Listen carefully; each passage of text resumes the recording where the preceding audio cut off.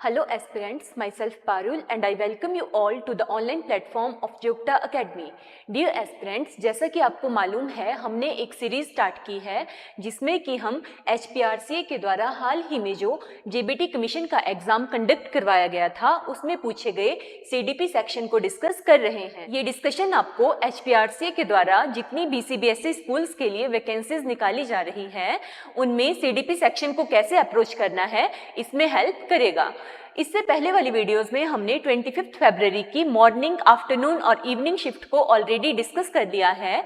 आज हम डिस्कस करेंगे 26 फरवरी की मॉर्निंग शिफ्ट में JBT कमीशन के एग्जाम में पूछे गए CDP के क्वेश्चंस। तो चलिए शुरू करते हैं क्वेश्चन नंबर 1 से। क्वेश्चन नंबर 1 था, in a classroom with students from diverse cultural backgrounds, एक क्लासरूम में अलग अलग कल्चरल बैकग्राउंड के बच्चे पढ़ते हैं। A teacher wants to encourage respect and understanding among his students. Teacher बच्चों में रिस्पेक्ट और अंडरस्टैंडिंग को डेवलप करना चाहता है। Which strategy best reflects the principles of inclusive education in this context? तो इसमें से कौन सी स्ट्रेटेजी इंक्लूसिव एजुकेशन के प्रिंसिपल को बेस्ट डिस्क्राइब करती है? क्वेश्चन में क्या पूछा गया है, एक क्लास है उसमें अलग अलग कल्चरल बैकग्राउंड्स के बच्चे पढ़ते हैं। तो टीचर चाहती है कि बच्चों में एक दूसरे के कल्चर के प्रति रिस्पेक्ट उत्पन्न हो और साथ ही अंडरस्टैंडिंग भी जागृत हो। तो इसके लिए टीचर कौन कौन से इनिशिएटिव्स लेगा, इनमें से पहला है displaying flags of all cultures.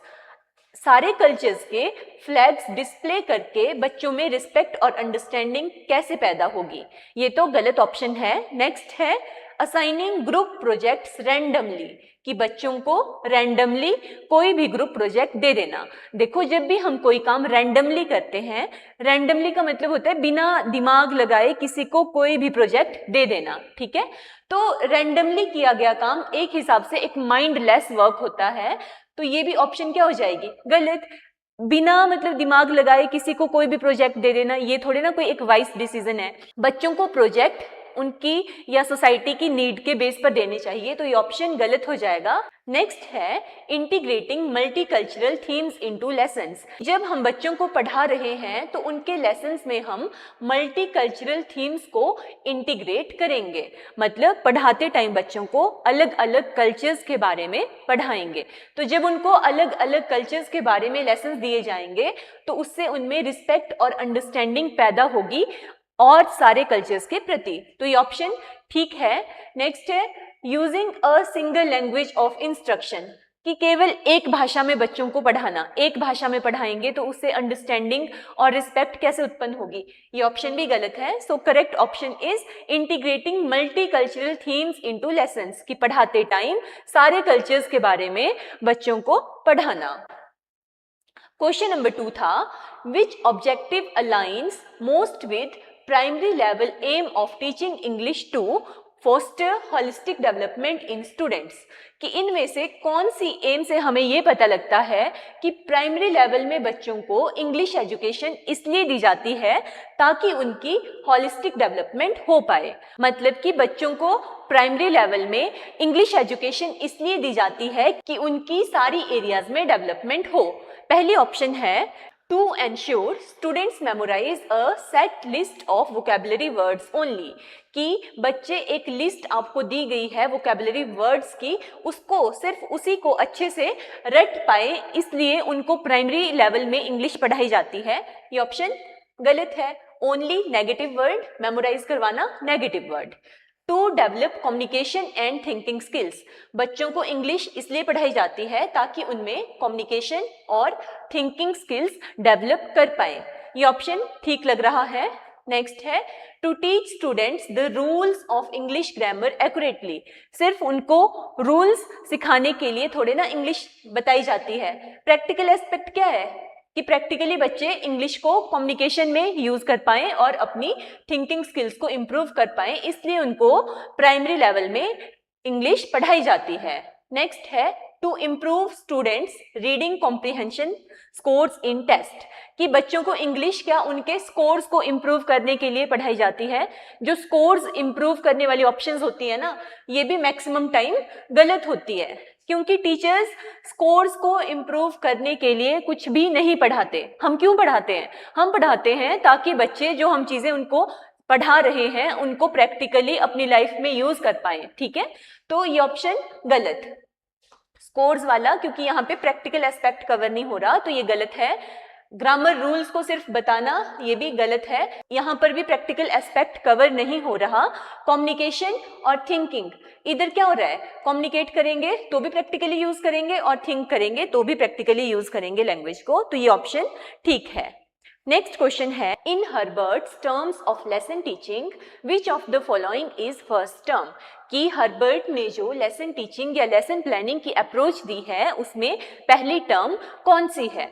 तो अगर आपको हर्बेशियन अप्रोच आती है लेसन प्लानिंग की तो आपको मालूम होगा कि पहली स्टेज कौन सी है, प्रिपरेटरी स्टेज। ठीक है, ये फैक्चुअल क्वेश्चन है।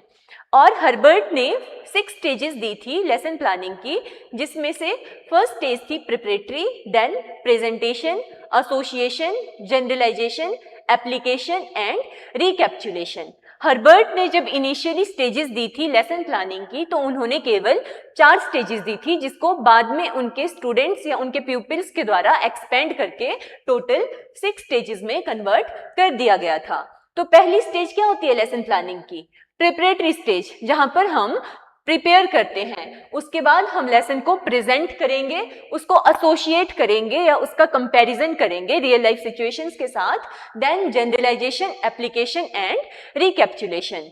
तो पहली स्टेज पूछी गई थी, फर्स्ट स्टेज है प्रिपरेटरी स्टेज। नेक्स्ट क्वेश्चन है, विच of the following classroom strategies best promote inclusive education for children with special needs, कि स्पेशल नीड्स वाले बच्चों के लिए कौन सी अप्रोच इंक्लूसिव एजुकेशन को प्रमोट करती है। First is placing all students in same groups for all activities, कि सारे बच्चों को सेम ग्रुप्स में ही रखना सारी एक्टिविटीज के लिए, या फिर using only competitive activities in class, सिर्फ कॉम्पिटिटिव एक्टिविटीज को क्लास में करवाना गलत बात है। Assigning extra homework to students with special needs, extra homework देना गलत बात है। Differentiating instruction to accommodate diverse learners, कि आप क्या करोगे, आप डिफरेंशिएटेड इंस्ट्रक्शंस दोगे ताकि आप सारे के सारे लर्नर्स को अपनी टीचिंग में क्या कर पाओ, अकोमोडेट कर पाओ। मैंने आपको लास्ट क्लासेस में भी बताया था कि आपने क्या करना होता है, आपने कभी भी स्टैंडर्डाइज्ड अप्रोच को फॉलो नहीं करना होता, आपको डिफरेंशिएटेड इंस्ट्रक्शंस देनी होती है हर एक बच्चे को। डिफरेंशिएटेड इंस्ट्रक्शन का मतलब है कि हर एक बच्चे को उसकी जरूरत के हिसाब से इंस्ट्रक्शंस देना, ताकि आप सारे के सारे डाइवर्स लर्नर्स को अकोमोडेट कर पाओ, साथ लेकर चल पाओ। तो ये बेस्ट स्ट्रेटेजी है जिससे कि आप स्पेशल नीड्स वाले बच्चों को अपनी क्लास में क्या कर पाओगे, इंक्लूड कर पाओगे। So the correct option is differentiating instructions to accommodate diverse learners needs. आपने ध्यान रखना है कि ये जो differentiated instruction वाली option होती है ये हमेशा like एक positive aspect show करती है, तो ये ज्यादातर ऑप्शन ठीक होती है। एक्स्ट्रा होमवर्क देने वाली ऑप्शन हमेशा गलत होगी और कंपटीशन प्रमोट करने वाली ऑप्शन भी क्या होगी, गलत होगी। So the correct answer is differentiating instructions to accommodate diverse learner needs. Next question है, during the organisation of an art experience involving creative drama a teacher observes that some students are hesitant to participate in improvisational tasks while others dominate the activity. Which planning strategy would best promote equal participation and maximum learning for all students? ये जो improvisational task होते हैं इसका मतलब होता है कुछ तत्कालीन क्रियाएं, मतलब कुछ ऐसी एक्टिविटीज जिनको आपने बिना प्रैक्टिस के एकदम से परफॉर्म करना होता है। जैसे मान लो कि कुछ बच्चों को आपने बोला कि बिना प्रिपरेशन के जाओ आगे डांस करके बताओ, या बिना प्रिपरेशन के आगे जाओ और आपने कोई पोइम बोलनी है या कोई ड्रामा करना है। ऐसी एक्टिविटीज जहां पर आपने प्रिपरेशन या फिर प्रैक्टिस नहीं की होती। आपको इमीडिएटली दूसरे आदमी के सामने परफॉर्म करके दिखाना होता है। उन एक्टिविटीज को क्या कहा जाता है? उनको कहा जाता है इम्प्रोवाइजेशनल टास्क या फिर कुछ तत्कालीन एक्टिविटीज। तो ऐसी एक्टिविटीज को जब टीचर बच्चों से करवा रही है तो वो ऑब्जर्व करती है कि कुछ बच्चे तो बहुत ज्यादा पार्टिसिपेट करने में इंटरेस्ट शो कर रहे हैं और कुछ बच्चे बहुत ज्यादा हेजिटेंट हैं। ठीक है, हेजिटेशन शो कर रहे हैं, वो इन एक्टिविटीज में पार्टिसिपेट नहीं कर रहे। तो इस सिचुएशन में टीचर को क्या करना चाहिए जिससे सारे बच्चों की इक्वल पार्टिसिपेशन और उनकी जो लर्निंग है वो मैक्सिमाइज हो जाए? पहला है focusing on final performance outcome, कि वो सिर्फ फाइनल परफॉर्मेंस के ऊपर ही ध्यान देगी। तो फाइनल परफॉर्मेंस के ऊपर आप ध्यान दोगे, ये ऑप्शन गलत होगी, क्योंकि टीचर को पूरी प्रोसेस को चेक करना होता है, फाइनल परफॉर्मेंस को ही नहीं। Allowing students to self select their involvement, कि बच्चों को अपनी इन्वॉल्वमेंट सेल्फ सिलेक्ट करने देना, कि अपनी मर्जी है, बच्चा जैसा चाहता है। अगर कोई बच्चा चाहता है कि मैंने ज्यादा इन्वॉल्व होना है, ज्यादा पार्टिसिपेट करना है, तो उसकी खूब सारी पार्टिसिपेशन करवा दी। और कोई बच्चा बोलता है कि मुझे हेजिटेशन होती है इसलिए मैंने कम पार्टिसिपेट करना है या पार्टिसिपेट नहीं करना, तो उसको पार्टिसिपेट करने से मना कर दिया। बच्चों को सेल्फ सिलेक्ट करने देना, ये ऑप्शन गलत हो जाएगी, क्योंकि जो बच्चे हेजिटेंट हैं ना, वो बोलेंगे कि हमने तो पार्टिसिपेट करना ही नहीं है।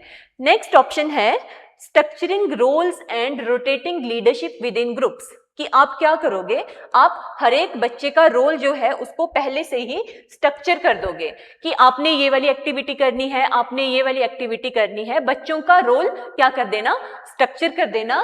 और जो लीडरशिप है कि किस बच्चे को आप लीडर बना रहे हो, उसको क्या करना, रोटेट करना, कभी इसको बना दिया कभी उसको बना दिया। ठीक है, लीडरशिप को रोटेट करते रहना। ये ऑप्शन थोड़ा ठीक लग रहा है। नेक्स्ट ऑप्शन है assigning supporting roles in activity to low confident students, जिन बच्चों का कॉन्फिडेंस लो है उनको सिर्फ सपोर्टिंग रोल्स देना।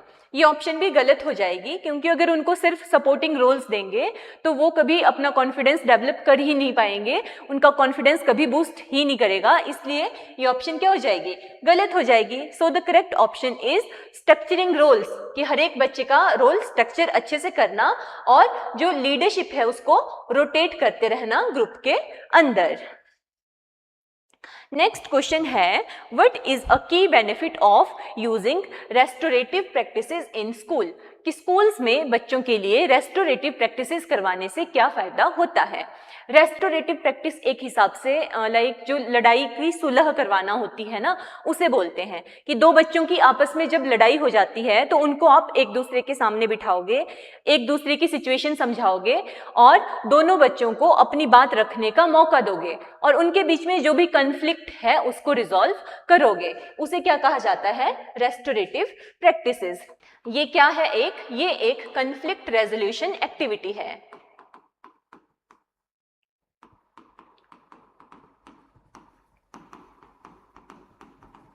ठीक है, जिसमें क्या करते हैं, बच्चों का आपस में जो कन्फ्लिक्ट है उसको रिजॉल्व किया जाता है, उनके बीच में जो भी गलत फहमियां हैं, ठीक है, उनको दूर किया जाता है, उनकी बात को सुना जाता है। ठीक है, किसी भी बच्चे को आप अनसेफ फील नहीं करवाओगे या ऐसा फील नहीं करवाओगे कि तुम्हारी ही गलती थी, तुमने ही गलत किया, और किसी दूसरे बच्चे को आप विक्टिम नहीं बनाओगे। आप दोनों बच्चों को इक्वली ट्रीट करोगे, दोनों की बातें सुनोगे और उनके बीच में जो कन्फ्लिक्ट है उसको क्या करोगे, रिजॉल्व करोगे।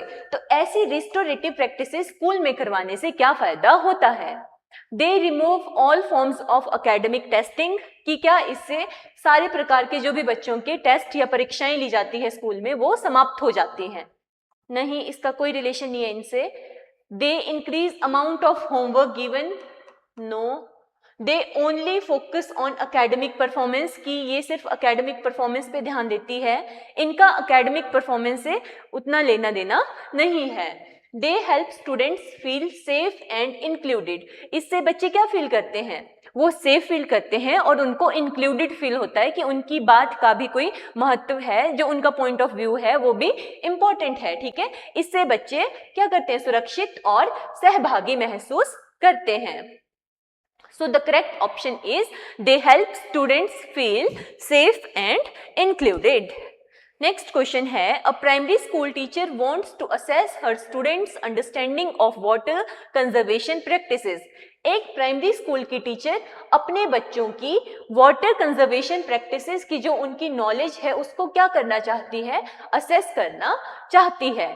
She decides to use portfolios to gather evidence over several weeks. वो कौन सा असेसमेंट मेथड यूज कर रही है, वो बच्चों की पोर्टफोलियो बेस्ड असेसमेंट कर रही है। Which aspect of assessment is best addressed through the use of portfolios in this context?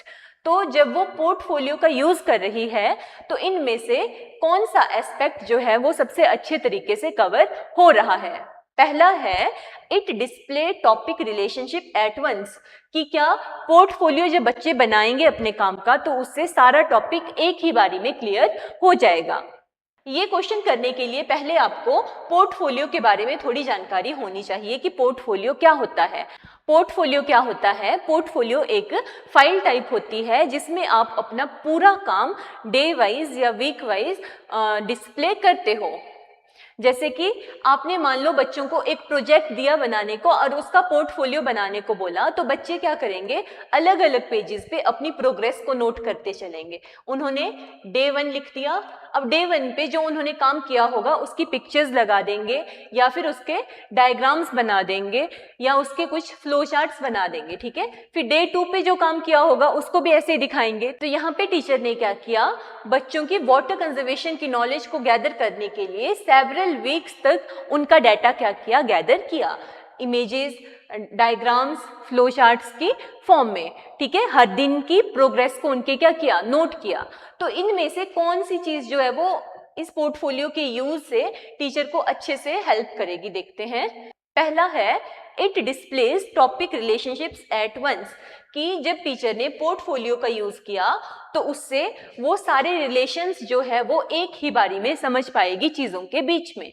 Next है, it provide immediate recall of facts, कि इससे वो सारे फैक्ट्स को एकदम से रिकॉल कर पाएगी। It allows on going evaluation of student progress, इससे वो जो भी सारी प्रोसेस हो रही है, ऑन गोइंग जो प्रोसेस है उसको क्या कर पाएगी, इवेल्युएट कर पाएगी। या फिर it offers brief individual feedback only, कि क्या इससे सिर्फ इंडिविजुअल फीडबैक मिलती है और वो भी कैसी, ब्रीफ, संक्षिप्त, थोड़ी सी। तो देखो पोर्टफोलियो में ब्रीफ फीडबैक तो हमें नहीं मिलती है, ये डिटेल्ड होते हैं, लाइक हर एक दिन की प्रोग्रेस, हर एक काम की। तो ये वाली ऑप्शन क्या हो जाएगी, गलत। Next, immediate recall of facts, देखो जो पोर्टफोलियो है वो इमीडिएटली आप फैक्ट्स को रिकॉल नहीं कर पाओगे, ये बहुत डिटेल्ड होते हैं, तो ये ऑप्शन भी गलत है। It display topic relationship at once, या फिर it allows on going evaluation of students progress. तो इन दोनों ऑप्शंस में देखी जाए तो ये वाली ऑप्शन ज्यादा ठीक है। देखो जो पोर्टफोलियोज होते हैं ना, ये एक हिसाब से फॉर्मेटिव असेसमेंट का एक टूल होता है, लाइक इससे आप पूरी जो प्रोसेस होती है उसको स्टेप बाय स्टेप क्या कर पाते हो, असेस कर पाते हो। तो जो करेक्ट ऑप्शन होगी वो ऑप्शन सी, कि it allows on going evaluation of student progress. Question number 8 है, which child rearing approach involve parents solving problems with their children and setting clear rules, कि इनमें से कौन सा पेरेंटिंग स्टाइल है जिसमें पेरेंट्स बच्चों की प्रॉब्लम्स को सॉल्व करते हैं, उनकी हेल्प करते हैं और साथ ही उनके लिए कुछ क्लियर रूल्स भी डिसाइड करते हैं।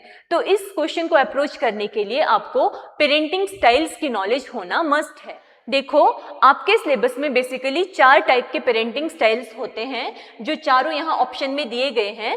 पहला है अथॉरिटेटिव पेरेंटिंग, इसमें क्या होता है, इसमें पेरेंट्स बच्चों के साथ स्ट्रिक्ट तो होते हैं, ठीक है, पर साथ ही वो बच्चों को लव और अफेक्शन भी शो करते हैं। यहाँ पर बच्चों के लिए क्लियर डिसाइडेड रूल्स बने हुए होते हैं। परमिसिव पेरेंटिंग क्या होती है, परमिसिव पेरेंट्स वो पेरेंट्स होते हैं जिन्होंने अपने बच्चों को बहुत खुली छूट दी होती है, वो अपने बच्चों को सिर्फ प्यार करते हैं, ठीक है, बच्चों के लिए कोई रूल्स नहीं होते। मतलब प्यार क्या होगा, बहुत ज्यादा, और कोई फिक्स्ड रूल्स नहीं होते हैं। नेग्लेक्टफुल पेरेंट्स क्या होते हैं, नेग्लेक्ट कर दिया है बच्चों को, ना उनको प्यार देंगे, ना उनको सपोर्ट प्रोवाइड करेंगे और ना ही बच्चों के लिए कोई रूल्स डिसाइड करेंगे। लव ना रूल्स और ना ही सपोर्ट। नेक्स्ट है अथॉरिटेरियन पेरेंटिंग। इसमें क्या होता है, इसमें सिर्फ रूल्स होते हैं, ठीक है। जो बहुत स्ट्रिक्ट पेरेंट्स होते हैं ना, वो अथॉरिटेरियन पेरेंटिंग करते हैं। इसमें क्या है कि फिक्स्ड रूल्स हैं कि आपको ये चीज करनी ही करनी है।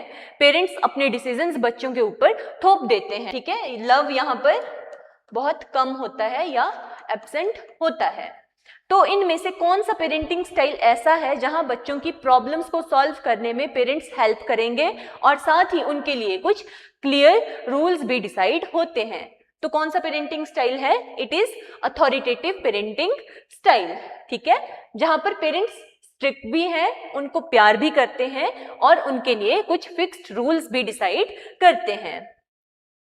नेक्स्ट क्वेश्चन है, how does society influence curriculum development? कि सोसाइटी करिकुलम डेवलपमेंट को किस प्रकार से इन्फ्लुएंस करती है? पहली ऑप्शन है टेक्स्ट बुक प्राइजेस, कि क्या सोसाइटी टेक्स्ट बुक के प्राइजेस को डिसाइड करती है, या स्टूडेंट हाइट, वेदर पैटर्न, या फिर कल्चरल नीड्स। तो बहुत ही आसान क्वेश्चन था। सोसाइटी करिकुलम डेवलपमेंट में कल्चरल नीड्स को डिसाइड करती है। ये वेदर पैटर्न, स्टूडेंट हाइट और टेक्स्ट बुक्स ये बिल्कुल गलत ऑप्शंस हैं। So the correct option is cultural needs. Next question है, which type of learner is most likely to benefit from hands on activities and moving around? कि इनमें से कौन सा लर्नर सबसे ज्यादा बेनिफिट होगा अगर उसको हाथ से करके एक्टिविटीज करवाई जाए, साथ ही उसे गतिशील होने के अवसर प्रदान किए जाएं? कौन से बच्चे होंगे जो खुद करके एक्टिविटीज को ज्यादा अच्छे से लर्न करेंगे और अगर उनको क्लास में अच्छे से मूवमेंट करनी दी जाए तो वो ज्यादा अच्छे से सब्जेक्ट को या चीजों को समझ पाएंगे? ऑडिटरी लर्निंग, ये सुन के चीजों को अच्छे से कर पाते हैं। ऑडिटरी का मतलब क्या हो गया? श्रवण शिक्षार्थी, जिनको चीजें सुन के ज्यादा अच्छे से याद होती है। तो ये ऑप्शन गलत। काइनेस्थेटिक लर्नर या गतिज शिक्षार्थी, ये ऑप्शन सही होगी, क्योंकि काइनेस्थेटिक लर्नर वो लर्नर्स होते हैं जिनको कोई भी काम हाथों से करके ज्यादा जल्दी याद होता है। विजुअल लर्नर्स, इनको चीजें देख के जल्दी याद होती है। लॉजिकल लर्नर्स, जिनको लॉजिक लगा के चीजें अच्छे से समझ आती हैं। इनको सिखाने के लिए आपको इनको प्रॉब्लम्स देनी पड़ेगी, हाई कॉम्प्लेक्स प्रॉब्लम्स, तब ये चीजों को ज्यादा अच्छे से समझ पाएंगे। So the correct option is kinesthetic learners. Kinesthetic learner या गतिज शिक्षार्थी जो है वो व्यवहारिक गतिविधियों और गतिशील गतिविधियों से ज्यादा अच्छे तरीके से समझ पाएंगे। नेक्स्ट है, a science teacher asked students to compare scientific knowledge with personal experience. एक साइंस टीचर है जिसने बच्चों को कुछ साइंटिफिक नॉलेज दी, कोई चीज समझाई, फिर बोला कि इस नॉलेज को आप अपने पर्सनल एक्सपीरियंस के साथ कंपेयर करिए। जैसे मान लो टीचर ने बच्चों को बोला कि एसिड खट्टे होते हैं, ये तो होगी साइंटिफिक नॉलेज।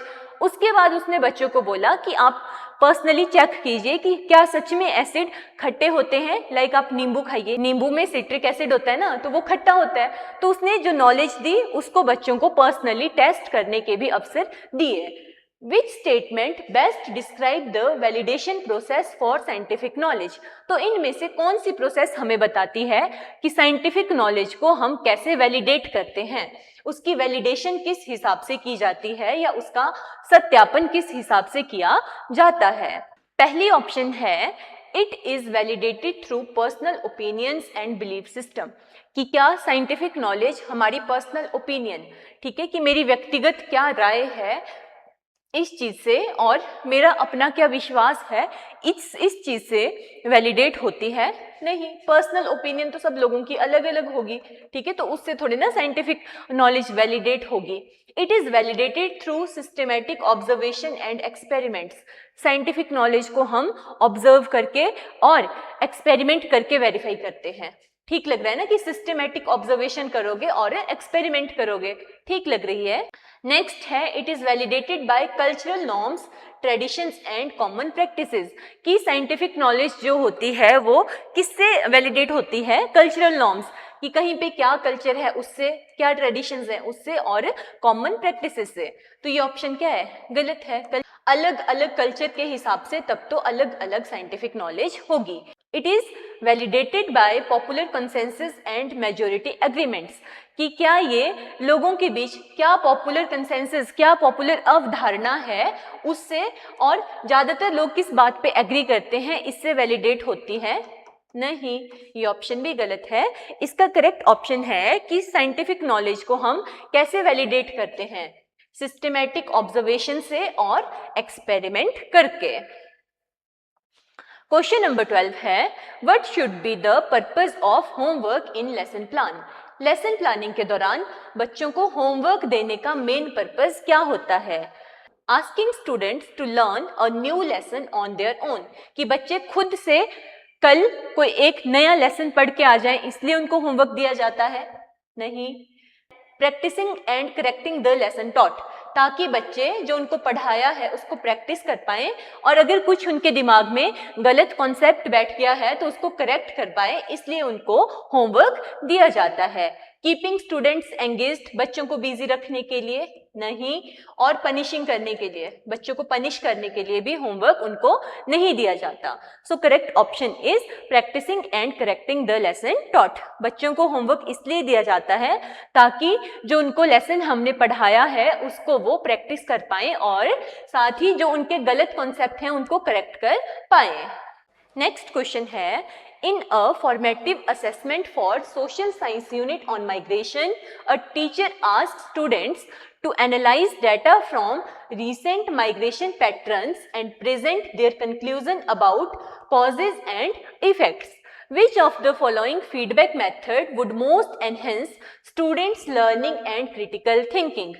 बोलते हैं कि एक साइंस टीचर है जो बच्चों की फॉर्मेटिव असेसमेंट करना चाहती है, उनकी जो माइग्रेशन के ऊपर नॉलेज है उसकी। माइग्रेशन क्या होता है, प्रवास। जैसे कुछ लोग इंडिया से बाहर चले जाते हैं या बाहर से इंडिया आते हैं या एक स्टेट से दूसरी स्टेट जाते हैं, है ना। प्रवास जो होता है उसके ऊपर बच्चों को कितनी नॉलेज है, टीचर ये चीज चेक करना चाहती है। तो वो बच्चों को क्या बोलती है, वो बच्चों को बोलती है कि तुमने जो भी रीसेंट माइग्रेशन ट्रेंड है कि आजकल लोग किस हिसाब से माइग्रेट कर रहे हैं, इस ट्रेंड को अच्छे से समझना है और फिर कंक्लूजन बनाना है कि क्या क्या कारण है माइग्रेशन के और माइग्रेशन के क्या क्या इफेक्ट होते हैं। तो बोलते हैं कि टीचर को इनमें से कौन सा फीडबैक मेथड यूज करना चाहिए जिसके द्वारा टीचर बच्चों की जो नॉलेज है, ठीक है, उसको भी एनहेंस कर पाए और उनकी क्रिटिकल थिंकिंग को भी एनहेंस कर पाए। पहला है allowing students to grade each others work without teacher input और रीजनिंग स्किल्स, कि बच्चों को कहना कि तुम एक दूसरे के काम को ग्रेड करो, ठीक है, और टीचर उसमें कोई इन्वॉल्व नहीं होगी। तो ये ऑप्शन गलत, और ना उसमें कोई रीजनिंग लगाएगा, तो ये ऑप्शन तो गलत हो जाएगी। टीचर को तो इन्वॉल्व होना पड़ता है। Sharing model answers with entire class after the assessment but without personalised guidance, कि क्या टीचर ऐसा करेगा कि बच्चों को कुछ मॉडल आंसर्स दे देगा कि देखो इसका आंसर ये होना था और उनको कोई पर्सनल गाइडेंस नहीं देगा। ये ऑप्शन भी गलत है। नेक्स्ट है offering generic praise for efforts on presentation, कि बच्चों ने जो प्रेजेंटेशंस बनाई है उसके ऊपर उन सबको इक्वली प्रेज कर देना, सबकी बराबर से तारीफ कर देना, विदाउट एड्रेसिंग द क्वालिटी और एक्यूरेसी ऑफ देयर एनालिसिस, और उनका काम कितना एक्यूरेट है इस चीज को एनालाइज नहीं करना। ये ऑप्शन भी गलत है। Providing individualized constructive feedback, highlighting strengths and areas of improvement, कि टीचर बच्चों को इंडिविजुअलाइज्ड फीडबैक देगा, हर एक बच्चे को उसकी जरूरत के हिसाब से फीडबैक देगा और कंस्ट्रक्टिव फीडबैक देगा जिसमें कि बच्चों की जो स्ट्रेंथ है, जो काम उन्होंने बहुत अच्छे से किया है उसको भी हाईलाइट करेगा और कौन से एरियाज हैं जिनमें उनको इम्प्रूव करने की जरूरत है इसको भी बताएगा। तो इसका करेक्ट ऑप्शन क्या है कि बच्चों को इंडिविजुअलाइज्ड फीडबैक देना, ठीक है, हर एक बच्चे को इंडिविजुअल तौर पर फीडबैक देना, और फीडबैक कैसी होगी, कंस्ट्रक्टिव होगी, जिसमें उनकी स्ट्रेंथ्स को हाईलाइट किया होगा और क्या क्या एरियाज ऑफ इम्प्रूवमेंट है ये भी उनको बताया गया होगा। So this is the correct answer. Question number 14. Which strategy most effectively develop knowledge and skills for health education among students?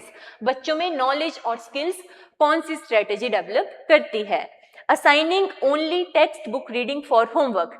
तो सिर्फ बच्चों को टेक्स्ट बुक्स रीड करने के लिए देके उनकी स्किल्स कैसे डेवलप होगी? स्किल्स डेवलप करने के लिए तो प्रैक्टिस करना इंपॉर्टेंट होता है, तो ये ऑप्शन गलत हो जाएगी। नेक्स्ट है distributing informational pamphlets to students, कि बच्चों को पैम्फलेट्स बांटकर, इससे भी स्किल्स कैसे डेवलप होगी? इंटीग्रेटिंग एक्टिविटीज, कि बच्चों को एक्टिविटीज करवाना with real life health scenarios, जिसमें कि रियल लाइफ की सिचुएशंस को दर्शाया गया हो, like real life situations create करके बच्चों को एक्टिविटीज करवाना। ये ऑप्शन ठीक लग रहा है। Providing lectures without student participation, बिना बच्चों की पार्टिसिपेशन करवाए हुए लेक्चर्स देना, ये भी गलत है। तो इसका करेक्ट आंसर होगा बच्चों को एक्टिविटीज करवाना जिसमें रियल लाइफ हेल्थ सिनेरियोज हों। Question number 15. Which aspect best illustrate the importance of work education in personal development? कि वर्क एजुकेशन हमारी पर्सनल डेवलपमेंट में हेल्प करती है, वो इनमें से कौन सी स्टेटमेंट से हमें पता चलता है? पहला है it solely promote academic excellence, कि वर्क एजुकेशन सिर्फ हमारी एकेडमिक एक्सीलेंस, कि हम पढ़ाई के क्षेत्र में अच्छा कर पाते हैं, इसी चीज को प्रमोट करती है। मैंने आपको बताया है जो भी सोलली और ओनली वाले ऑप्शंस होते हैं वो मैक्सिमम टाइम क्या होते हैं? गलत होते हैं, क्योंकि इनमें हम अपनी जो अप्रोच है उसको लिमिट कर देते हैं। सो ये ऑप्शन गलत है कि वर्क एजुकेशन सिर्फ हमारी एकेडमिक एक्सीलेंस के लिए हेल्प करती है। ये ऑप्शन गलत। It build practical skills with academics, ये हमारी प्रैक्टिकल स्किल्स को भी बिल्ड करती है और एकेडमिक्स में भी हमें ग्रो करने में हेल्प करती है। ये ऑप्शन थोड़ा ठीक लग रहा है। It is limited to career counselling only, कि ये सिर्फ करियर काउंसलिंग की तरफ ही लिमिटेड है, नहीं। It focus only on extra curricular activities, सिर्फ और सिर्फ ये एक्स्ट्रा करिकुलर एक्टिविटीज के ऊपर फोकस करती है। ये ऑप्शन भी गलत है। ओनली वाले ऑप्शंस मैक्सिमम टाइम गलत होते हैं। So the correct answer is it builds practical skills with academics, कि यह एकेडमिक ज्ञान के साथ साथ व्यवहारिक कौशल को भी विकसित करता है। नेक्स्ट क्वेश्चन है during a review meeting it is found that despite adequate funds the panchayat Raj institutions have failed to improve literacy rates among marginalized children. एक रिव्यू मीटिंग में ये पाया गया कि हमारे पास फंड्स तो हैं, पर फिर भी जो पंचायती राज इंस्टीट्यूशन है वो बच्चों के लिटरेसी रेट को इम्प्रूव नहीं कर पाए हैं। Which systematic reform rooted in Panchayati Raj system would best enhance educational outcome in such a context? इनमें से कौन सा रिफॉर्म करके जो बच्चों की लिटरेसी रेट कम है उसको ठीक किया जा सकता है? पहला है transferring all educational powers to state level officials, कि सारी पावर को स्टेट के ऑफिसर्स को देके, या setting up parallel administrative bodies to oversee education, अलग से कोई एडमिनिस्ट्रेटिव बॉडीज बना लेना जो कि एजुकेशन को देखेगी, या फिर strengthening mechanisms for community monitoring and feedback, कि जो पंचायती राज का काम है उसको कम्युनिटी को मॉनिटर करने और फीडबैक करने का जो मैकेनिज्म है उसको स्ट्रेंथन करना, या फिर increasing financial grants to panchayati raj bodies without changing the progress, कि फाइनेंशियल ग्रांट बढ़ा देना पंचायती राज बॉडीज को बिना प्रोसेस को चेंज किए हुए। तो देखो हमने क्वेश्चन में पढ़ा कि उनके पास फंड्स तो एडिक्वेट हैं, तो और ज़्यादा पैसे देकर तो कोई इम्प्रूवमेंट नहीं होगी। ठीक है, ये वाला ऑप्शन है ये ठीक है कि कम्युनिटी को इन्वॉल्व करना मॉनिटरिंग और फीडबैक मैकेनिज्म्स में और इस प्रोसेस को स्ट्रेंथन करना। So this is the correct answer, कि जो कम्युनिटी मॉनिटरिंग और फीडबैक का मैकेनिज्म है उसको क्या करेंगे, हम स्ट्रेंथन करेंगे। क्वेश्चन नंबर 17 है what is key feature of directive principles related to education in Indian constitution, कि भारत के संविधान में जो डायरेक्टिव प्रिंसिपल्स होते हैं, ठीक है, DPSP directive principles of state policy है, ठीक है, तो वो किस हिसाब से एजुकेशन से रिलेटेड है? Legal rights for all, guidance for state policy, judicial review provision, या सेपरेट मॉनिटरी कमीशंस। तो अगर आपको डीपीएसपीज के बारे में जानकारी है तो आपको पता होगा कि ये जो डीपीएसपी होते हैं, डायरेक्टिव प्रिंसिपल्स होते हैं, ये क्या होते हैं, स्टेट को एक हिसाब से गाइडलाइंस होती है कि आपने ये काम करने हैं या आपने इस तरीके से काम करना है। तो ये क्या होती है, ये एक हिसाब से गाइडेंस फॉर स्टेट पॉलिसी, कि स्टेट को क्या है, एक हिसाब से गाइडेंस है। तो करेक्ट आंसर क्या होगा, guidance for state policy. Question number 18 है, which definition of social science emphasises the use of scientific methods to study human interactions, कि इनमें से सोशल साइंस की कौन सी डेफिनेशन है जिसमें साइंटिफिक मेथड्स की बात की गई है। तो देखो ये बिल्कुल फैक्चुअल क्वेश्चन था, इसके लिए आपको पोप की, जेम्स हाई की, चार्ल्स बियर्ड की, यंग और मैक, इन सब की डेफिनेशंस का पता होना चाहिए कि इन्होंने सोशल साइंस में क्या क्या बातें कही हैं। ऐसे क्वेश्चंस को एग्जाम्स में तुक्का लगा के या छोड़ के ही फायदा होता है, क्योंकि इतनी सारी डेफिनेशंस याद रखना प्रैक्टिकली पॉसिबल नहीं है। ये 4 तो आप याद रख भी लोगे, या 5 की रख लोगे, 6 की रख लोगे, पर आप थोड़े ना सोशल साइंस की, इंग्लिश की, हिंदी की सारी डेफिनेशंस को याद रख पाओगे। तो इसका करेक्ट ऑप्शन क्या था, young and max definition. Young और मैक ने जो डेफिनेशन दी है उसमें उन्होंने सोशल साइंस को साइंटिफिक मेथड से क्या किया है, रिलेट किया है। नेक्स्ट है, how does case study method contribute to understanding complex behavior problems in children compared to other methods, कि जो केस स्टडी मेथड होता है वो कैसे हेल्प करता है बच्चों का कॉम्प्लेक्स बिहेवियर अच्छे से समझ पाने में अदर मेथड्स के कंपैरिजन में। It offers in depth understanding of one child, कि इससे हमें हर एक बच्चे के बारे में इन डेप्थ नॉलेज मिलती है। केस स्टडी मेथड क्या होता है, जिसमें हम एक बच्चे की पूरी हिस्ट्री को डिटेल में स्टडी करते हैं कि उसका बिहेवियर ऐसा है तो क्यों है, और इसमें हम बहुत से अलग अलग मेथड्स जैसे इंटरव्यू मेथड, ऑब्जर्वेशन मेथड, सारे मेथड्स को यूज करते हैं सिर्फ एक बच्चे की स्टडी करने के लिए। तो ये ऑप्शन ठीक लग रहा है। It record behaviours without context for causes, कि ये सिर्फ बच्चों का बिहेवियर चेक करता है और उनका बिहेवियर ऐसा क्यों है, उसका कारण क्या है, उसको चेक नहीं करता। ऑप्शन गलत है। It isolate variables to test specific hypothesis, नहीं। It offers quick generalisation from group data, नहीं।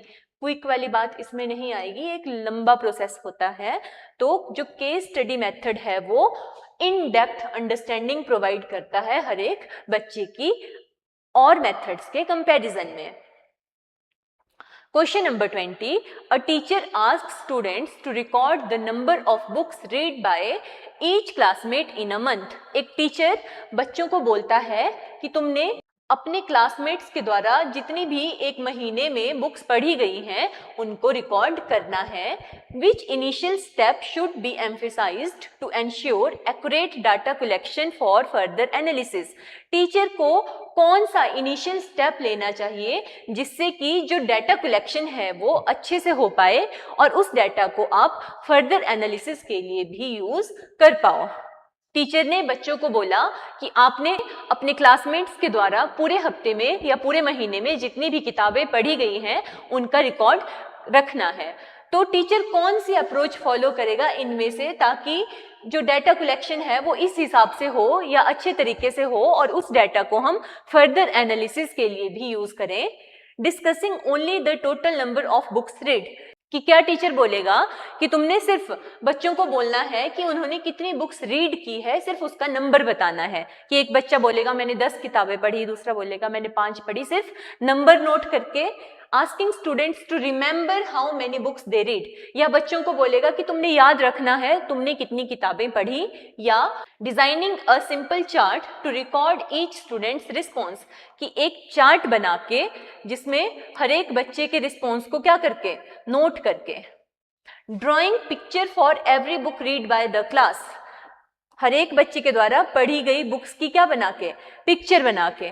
तो पिक्चर बना के तो नहीं हो पाएगा, ये कौन सा प्रोसेस है, हर एक बच्चा अलग अलग पिक्चर्स बना देगा, हो सकता है बाद में उसको अपनी पिक्चर देख के समझ ना आए कि कौन सी बुक है, ठीक है। तो ये ऑप्शन गलत हो जाएगा। जब बच्चों को रिमेंबर करने को बोलेंगे तो वो भूल सकते हैं, और सिर्फ बुक्स का नंबर जो है वो नोट करके फर्दर एनालिसिस में हमें दिक्कत आ जाती है, तो ये ऑप्शन भी गलत हो जाएगा। और जब बच्चों का रिस्पॉन्स जो है वो सिंपल चार्ट बनाकर क्या करेंगे, हम रिकॉर्ड करेंगे, तो उसमें डिटेल्ड डाटा होगा हमारे पास जिसको हम फर्दर एनालिसिस के लिए यूज कर सकते हैं। तो इसका करेक्ट ऑप्शन ये होगा। तो इसी के साथ ये क्वेश्चन पेपर डिस्कशन यहीं पर कंप्लीट होता है। अगर वीडियो आपके लिए हेल्पफुल रहा है तो please like, share and comment on the video. साथ ही अगर आप जोग्टा एकेडमी के साथ अपनी जेबीटी कमीशन की तैयारी ऑनलाइन या ऑफलाइन मोड में करना चाहते हैं तो आप ऊपर दिए गए नंबर के ऊपर कॉन्टेक्ट कर सकते हैं। डियर स्टूडेंट्स, ये जो सीरीज हमने स्टार्ट की है ये आपको हिमाचल प्रदेश में जितने भी टीचिंग एग्जाम्स आ रहे हैं उनमें सीडीपी सेक्शन को कैसे अप्रोच करना है इस चीज में बहुत ज्यादा हेल्पफुल रहेगी। तो आपने इस सीरीज को बहुत ही दिल से फॉलो करना है और साथ ही इसमें आए हुए क्वेश्चंस को अच्छे से सॉल्व करना है और चेक करना है कि किस लेवल के क्वेश्चंस पूछे जा रहे हैं और एग्जामिनर किस ट्रेंड को फॉलो कर रहे हैं क्वेश्चंस को डालते टाइम, ये भी आपने ध्यान रखना है। Thank you.